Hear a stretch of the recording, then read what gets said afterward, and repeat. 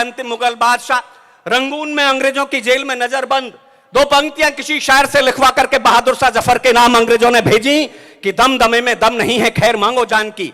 अब जफर झुकने लगी शमशीर हिंदुस्तान की। हिंदुस्तान के उस शेर ने, उस शायर ने, उस बूढ़े बादशाह ने कील उठाई जेल की दीवारों पर। उन दो पंक्तियों में दो पंक्तियां और शुमार की कि दम दमे में दम नहीं है, खैर मांगो जान की। अब जफर झुकने लगी शमशीर हिंदुस्तान की, गाजियों में बो रहेगी जब तलक ईमान की, तख्ते लंदन तक चलेगी तेग हिंदुस्तान की। वो परंपरा जो बहादुर शाह जफर से होती हुई, टीपू सुल्तान से होती हुई, जब राजनीति के गलियारे में प्रवेश करती तो एपीजे अब्दुल कलाम बन करके प्रवेश करती है, और सरहद पर खड़ी होती है तो अब्दुल हमीद बन करके खड़ी होती है। उस परंपरा को सैल्यूट करते हुए पंक्तियां पढ़ना चाहता हूं। मेरा परिचय, मेरा तेवर, मेरा रंग, यही है मैंने कुछ ना तो आज तक लिखा। इस मुल्क के बेटों की तरुणाई के पराक्रम को गाने के अतिरिक्त जो परिचय दिया विनीत भाई साहब ने, मेरा विद्यार्थी योगेंद्र यादव करगिल लड़ने के लिए गया, उनके साथ जी न्यूज के कार्यक्रम में था मैं विनीत चौहान जी के साथ। हमने वो चोटियां देखी, हमें बताया 18 साल, 19 साल, 21 साल, 27 साल के बेटे, 500 से अधिक बेटे शहीद हुए। एक के बाद एक को शहीद होना था, जरा सा मूवमेंट होता था तो पता चलता था। रात में चलते थे, मरना है पता है, शहीद होना है, लेकिन तिरंगे को ऊंचा रखने के लिए लाश पर लाश अपने शव बिछा करके उन्होंने जाकर के उन बंकरों को ध्वस्त किया पाकिस्तानियों के। बताया विक्रम बत्रा ने झंडा फहराया, यहां कैप्टन मनोज पांडे ने झंडा फहराया, यहां 19 साल के योगेंद्र ने झंडा फहराया। ऐसा लगता था कि जैसे 19 साल के बच्चे जैसे चक्रव्यूह तोड़ रहे हो अभिमन्यु, ऐसा लगता था। मैं 4 पंक्तियां उनके सम्मान में पढ़ता हूं। लेकिन दोस्तों, आपकी तालियां बहुत मुश्किल काम है साहब। कहीं कविता पढ़ देना, देशभक्ति के नारे लगा देना, लेकिन -50 डिग्री के तापमान में या +50 डिग्री के तापमान में आज भी मुल्क के बेटे सरहदों पर दुश्मन की तरफ अपनी बंदूक की संगीने किए खड़े होंगे। जहां हम सांस नहीं ले सकते तो हम सोहाना में एक कार्यक्रम आयोजित कर रहे हैं। तालियों की कंजूसी मत करना। मैं 4 पंक्तियां उनके लिए पढ़ता हूं। स्वागत भैया। वो ताकत क्या होगी, वो चीज क्या होगी जिसके दम पर बेटे लड़े। कि रात थी अंधेरी, मुझे योगेंद्र ने जो बताया वो मैं आपको बता दूं, लेकिन तालियों में कंजूसी मत करना। रात थी अंधेरी और दूर था प्रभात, किंतु हौसला था भरपूर, साथ में तिरंगा था। वो शक्ति कौन सी होती जिसके दम पर सैनिक लड़ता है। रात थी अंधेरी और दूर था प्रभात, किंतु हौसला था भरपूर, साथ में तिरंगा था। तिरंगे के सिवा कुछ और नहीं सूझता था। हर एक सैनिक की बात में तिरंगा था। तिरंगे के सिवा कुछ और नहीं दिखता था। हर एक सैनिक की बात में तिरंगा था। गोले गोलियों की बरसात भी हिला ना सकी। प्राण में था देश, जज्बात में तिरंगा था। और फिर भला कोई कैसे रोक पाता। रण बांकुरों को सीने में थी आग और हाथ में तिरंगा। सीने में थी आग और हाथ में तिरंगा था। आइए 4 पंक्तियां पढ़ना चाहता हूं इस नौजवान पीढ़ी के लिए। मैं जानता हूं सेना और पुलिस में कौन जाते हैं, जिनसे घर में माँ बाप परेशान, स्कूल में मास्टर भी परेशान। बहुत दिन तक पढ़ाया है प्रोफेसर साहब ने, डॉक्टर साहब ने, कुमार साहब ने, मैंने भी पढ़ाया है। स्कूल में पढ़ाने वाले परेशान, घर में माँ बाप, थोड़े बहुत पड़ोसी भी रहते हैं, वही बेटे उद्दंड जाते हैं सेना और पुलिस में। लेकिन यह वर्दी खड़ी होगी साहब, आपको सबको पता है 13 दिसंबर 2001 जब लाल किले से आपकी भाषा बोलने वाली राजनीति पराक्रमी, हिंदुस्तान की राजनीति बड़ी पराक्रमी।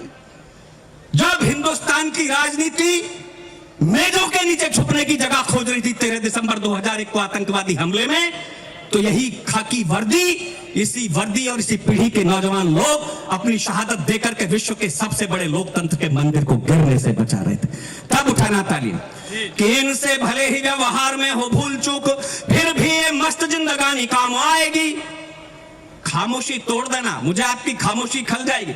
इनसे भले ही व्यवहार में हो भूल चूक, फिर भी ये मस्त जिंदगानी काम आएगी। कभी कभी मानी और कभी नहीं मानी वह है कि है जो इन्होंने मनमानी काम आएगी। जब जब कंस शिशुपाल के बढ़ेंगे पाप, जब जब कंस शिशुपाल के बढ़ेंगे पाप, नटखट कृष्ण की कहानी काम आएगी। देश को जरूरत पड़ेगी जब खून की, तो हर सी यही नौजवानी काम आएगी। बहुत अच्छे भैया, वाह वाह वाह वाह। ये पगड़ी मेरे सामने से गुरुद्वारा मान के सैल्यूट करता हूं। भगत सिंह की ना केवल जिंदगी से डर लगा, अंग्रेजों को भगत सिंह की मौत से भी डर लगा। इसलिए जो फांसी की तिथि 24 मार्च मुकर्रर हुई थी, निर्धारित हुई थी, उससे पहले ही एक रात पहले 23 मार्च को फांसी देकर के अफजला शव सतलज की लहरों में प्रवाहित कर दिया। ये डर था अंग्रेजों की हिंदुस्तान की विप्लवी बागी पीढ़ियां, नौजवान क्रांतिकारी पीढ़ियां जेल तोड़ करके भगत सिंह को आजाद कर ले जाएंगी।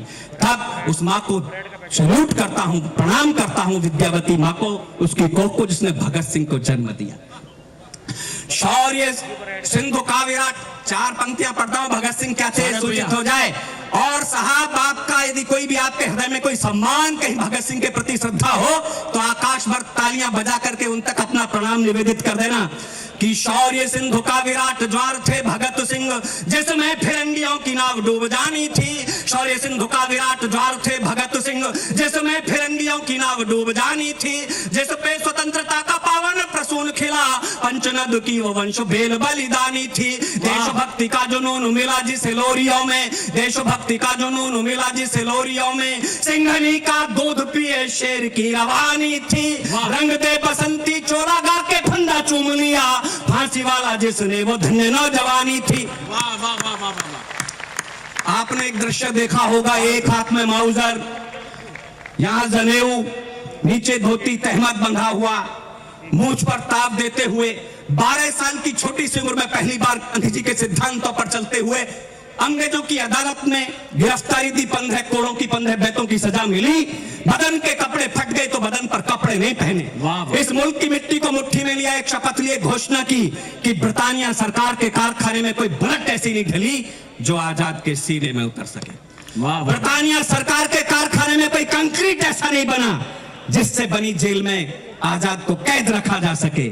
आजाद आजाद जिया, आजाद मरेगा, इस संकल्प का निर्वाह जिस क्रांतिकारी, जिस नौजवान ने 27 फरवरी 1931 को इलाहाबाद के अल्फ्रेड पार्क में हजारों अंग्रेजों से अकेले शेर की तरह मुठभेड़ करते हुए अपने माउजर की अंतिम गोली से अपने मस्तक पर प्रहार करके अपना हंसता हुआ जीवन पुष्प मां भारती के चरणों में समर्पित कर दिया, उन्हें प्रणाम करते हुए कविता की 4 पंक्तियां पढ़ता हूं। और ये 4 पंक्तियां आपको पूर्ण कविता लगे तो आजाद को मेरे प्रदेश की राजनीति ने उत्तर प्रदेश से आतंकवादी कह दिया था, लेकिन आजाद आतंकवादी थे या क्रांतिकारी जिनसे अंग्रेज दहलते थे, ये आप सूचित करेंगे। मैं 4 पंक्तियां पढ़ता हूं, आपकी तालियां यदि खामोश रह गई तो मुझे लगेगा कि आप उस राजनीति के समर्थन में हैं जिन्होंने चंद्रशेखर आजाद को आतंकवादी कहा, और आपकी तालियों ने प्रणाम निवेदित किया आजाद के माउजर को, तो मुझे लगेगा ये राजनीति कुछ भी करे लेकिन हिंदुस्तान के क्रांतिकारी इस देश के आवाम के दिलों में आज भी छपे हुए। बहुत अच्छे।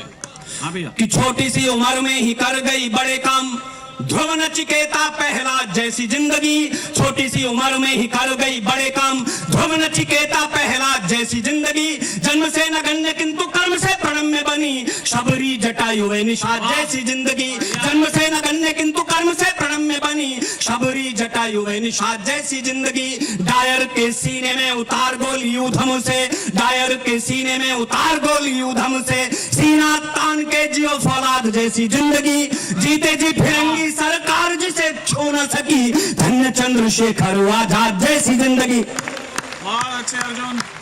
देश की राजनीति ने नारे दिए, तुम मुझे खून दो मैं तुम्हें आजादी दूंगा दिल्ली। नेताजी ने 3 नारे इस मुल्क को दिए, तुम मुझे खून दो मैं तुम्हें आजादी दूंगा दिल्ली, चलो दिल्ली दूर नहीं, और जय हिंद। इन नारों ने देश को आजादी के दिन दिखा दिए। लेकिन 75 वर्षों में इस देश की राजनीति की भाषा ये हुई मानो इस देश की राजनीति इस देश के आवाम से कहना चाहती हो, तुम हमें आजादी दे दो, खून तो हम तुम्हारा ले ही लेंगे। एक अंतर 4 पंक्तियों में पढ़ता हूं, आजादी से पहले नेता कैसे थे इस मुल्क में और आजादी के बाद कैसे। भगत सिंह, चंद्रशेखर आजाद, दिन को याद करना, वो देश की चिंता करते थे, तुम जेब की चिंता करते हो। नोटों की गड्डियां कहां से निकली आपने देखा। वो देश की चिंता करते थे, तुम जेब की चिंता करते हो। तुम लूट खजाना भारत का स्विस के खातों में भरते हो, तुम लूट खजाना भारत का कोठी बंगलों में भरते हो। वो भारत के जननायक थे, तुम अपराधी हो भारत के। वो देश की खातिर मरते थे, तुम देश को खाकर मरते हो। वो देश की खातिर मरते थे, तुम देश को खाकर मरते हो। तब उनकी याद आती है। मैं 4 पंक्तियां नेताजी के नाम पढ़ता हूं कि मचा हुआ हाहाकार, छाया घोर अंधकार, धुंधली दिशाओं को प्रकाश की जरूरत है। मचा हुआ हाहाकार, छाया घोर अंधकार, धुंधली दिशाओं को प्रकाश की जरूरत है। शांति के बचाने और अशांति के मिटाने हेतु आज जन क्रांति के विकास की जरूरत है। लाखों होशियार किंतु सिंह का विकल्प नहीं, शौर्य स्वाभिमानी इतिहास की जरूरत है। भारत को कल भी सुभाष की जरूरत थी, भारत को आज भी सुभाष की जरूरत है। भारत को कल भी सुभाष की जरूरत है।